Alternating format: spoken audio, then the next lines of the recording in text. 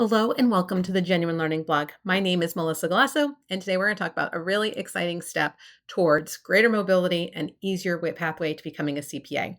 So today we're going to talk about the NASBA and AICPA Uniform Accountancy Act issuance. So this is really important, but it's not the final step. Because every CPA is licensed by their state board of accountancy, each state has to adopt these changes. So while the UAA is a model that is supposed to be used by each state in developing, it does require a change to state law. And this can take any amount of time, right? Previously, major changes to the UAA required several years before every state was the same, right? And so our goal is to make sure that you know your state rules. So what's changing, where you need to look. So again, this is the 9th edition of the Uniform Accountancy Act, and this is issued by both the AICPA and NASBA, who went through a lot of due process in order to figure out what we can do. This was really part of that pipeline discussion, trying to figure out why people aren't becoming CPAs. And some people said it was because of the 150 hours, right? And so now we're going to have some new pathways that don't require 150 hours, and you would still be able to become a licensed CPA, which for many people is a whole lot cheaper, right? College is not inexpensive. And so as a result, this can make it easier for people from low income backgrounds or just people who don't want to be in debt when they graduate from college to be able to become CPAs easier. So the whole point of the UAA is to be a comprehensive piece of legislation that can be adopted by individual states. So the UAA is not authoritative in and of itself. Each state board of accountancy has to adopt what it would like to have.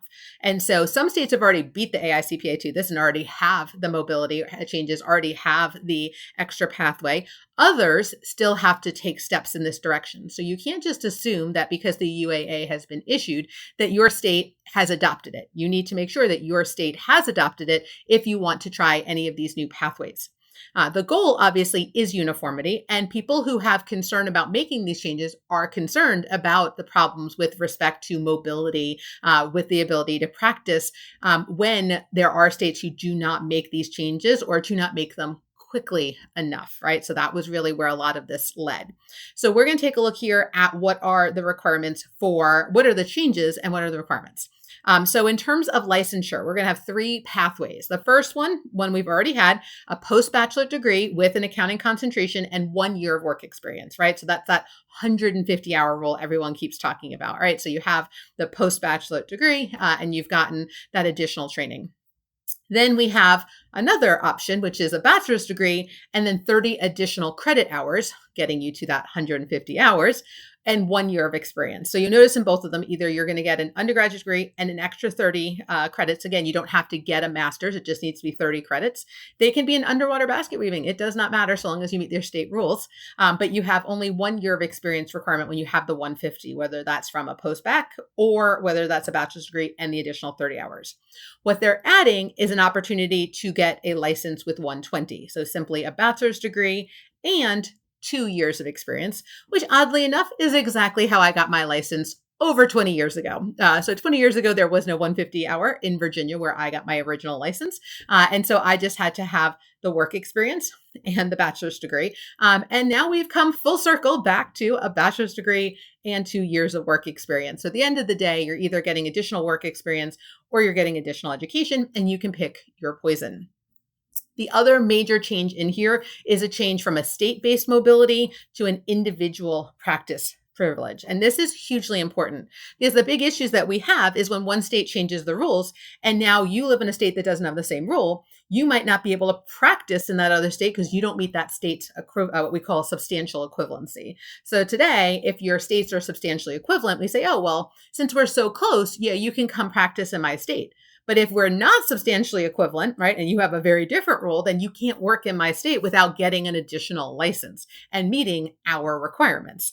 And so as a result, this has always been kind of mind-boggling to me that this has always been the problem with trying to make change, because if we're not substantially equivalent, then we have issues working across borders. And honestly, at this point, right, I live in Charlotte, North Carolina, and I can throw a rock and hit South Carolina here, right? And so when you're thinking about how close we are and the ability to travel and get on airplanes, right? We don't want anyone getting in trouble. And so they're shifting this from state by state to individual, right? Do I meet the requirements based on this? And then can I just go and work, right? So giving that practice privilege across multiple states license with just one license. You license as a CPA and you are a CPA in all the other states if all the states agree to that change. We'll have to see.